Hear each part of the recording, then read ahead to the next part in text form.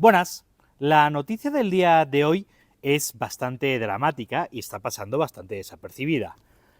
El consumo de antidepresivos en España ha aumentado un 50% y la ansiedad se dispara un 70% en tan solo 10 años. Pero es que es todavía peor. El 34% de la población sufre problemas de salud mental. Y si los datos, evidentemente en sí mismos, ya son dramáticos, peor, muchísimo peor, son las soluciones que se propone. Por un lado, los psiquiatras están evidentemente apelando a la solución de dar más pastillas y empastillar a toda la población, como si eso fuese solución para algo, cuando evidentemente los antidepresivos, los químicos, son solo una muleta que te pueda permitir ayudarte a recuperarte, pero no son la recuperación en sí mismo, no son la solución, son solo un placebo. Peor todavía, los ineptos del gobierno diciendo tonterías como que hay que prescribir, afiliarse a un sindicato o ir a redes sociales. Es llamativo, porque este es un problema profundamente ético. Y ya sé que la palabra ética suena a algo muy anticuado y a lo que no se puede decir ahora, pero la ética es la reflexión teórica sobre cómo vivimos, es la reflexión teórica sobre la moral, es la reflexión sobre cuál es la vida que merece la pena ser vivida. Es el pensar cómo vivimos, algo tan sencillo como eso, que lleva acumulando acervo y conocimiento de la humanidad por miles de años, pero ahora parece que hablar de ética es una cosa anticuada y que no se puede hacer. Hablar de ética es hablar de cómo vivir la vida que vivimos o es hablar de la vida que merece la pena ser vivida.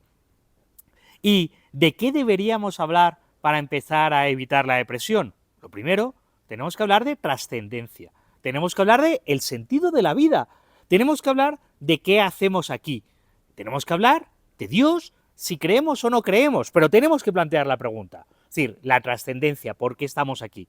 Tenemos que hablar de la familia, evidentemente, que son las relaciones humanas más estrechas, más profundas que establecemos las personas. La familia con respecto a nuestros ancestros, cuidar a nuestros padres. La familia con respecto a nuestra pareja, formar núcleos familiares sólidos, estables, permanentes, y la familia con respecto a nuestra descendencia, es decir, que tengamos una familia, formemos una familia. Eso da mucha realidad a nuestra vida. Tenemos que hablar del trabajo, pero del trabajo como vocación, del trabajo como la idea de que hacemos algo que es útil a los demás y que nos permite tener sentido en la vida, en lo que estamos. Es decir, el trabajo como algo que hacemos por voluntad y por placer para servir a los demás, que además nos responsabilizamos y además nos comprometemos con ello, con hacerlo bien y que sea útil a los demás. El trabajo como vocación, no el trabajo solo como una manera tonta de ganar dinero de la manera más fácil posible, como la mayor parte de los jóvenes españoles quieren hacerse funcionarios, que efectivamente es una muy buena manera de vivir bien en España, pero que genera graves problemas de sentido de la vida si uno se pasa 8, 10, 12 horas en un trabajo que no quiere, que no le gusta y que no le llena. Es hablar de los amigos, es hablar del pueblo, del barrio, de la banda, de los amigos, del bar, de las conversaciones, de todo eso que es esa gente con la que vivimos, con la que convivimos y que hace que nuestra vida sea mejor. Es hablar de tener muchas más relaciones personales y no tanto relaciones online, los amigos.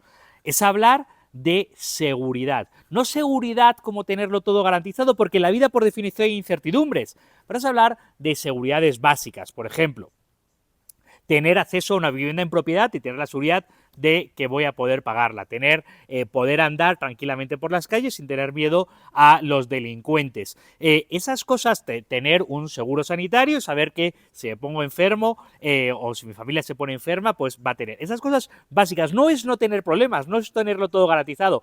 La vida siempre va a estar llena de problemas, pero además es no tener esa angustia de la inseguridad en los distintos aspectos de la vida.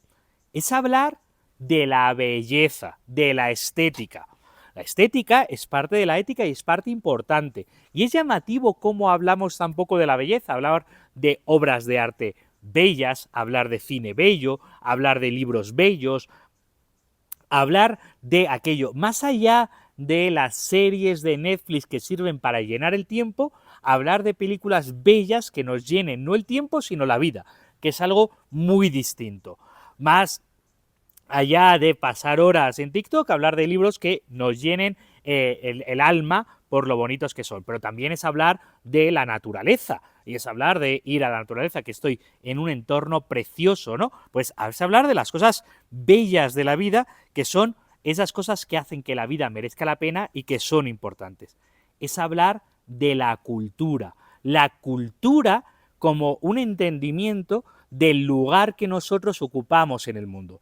La cultura como el legado, el acervo de nuestros ancestros que nos sitúa a nosotros en un lugar en el mundo y que nos llama hacia las siguientes generaciones a estar. Y eso, entender todo esto es lo que nos hace no estar flotando en la nada, flotando en el tiempo y en el espacio, sin un sentido de nuestra vida, sin unas coordenadas, sin una dirección, sin unos anclajes, en un individualismo solipsista absurdo, que es al que nos está llevando la posmodernidad y que nos hace ser profundamente infelices, que además plantea las relaciones sociales, las relaciones políticas como relaciones de enfrentamiento, porque viene del marxismo y no de coordinación, y nos hace ser seres que no tiene mucho sentido, no sabemos para qué estamos. Claro que tenemos problemas graves de depresión, de salud mental, pero es que tenemos problemas graves de dirección como sociedad y de dirección personal de cada uno de nosotros. Y eso no da felicidad, tampoco la felicidad buscada como el hedonismo, felicidad buscada como alegría, como saber estar, como una alegría serena, como un lugar en el mundo, como un sentido de la vida. Todo eso de lo que ya parece que no está de moda hablar y que si no hablamos de ello, estamos abocados a terminar ahogándolo en pastillas. Qué triste.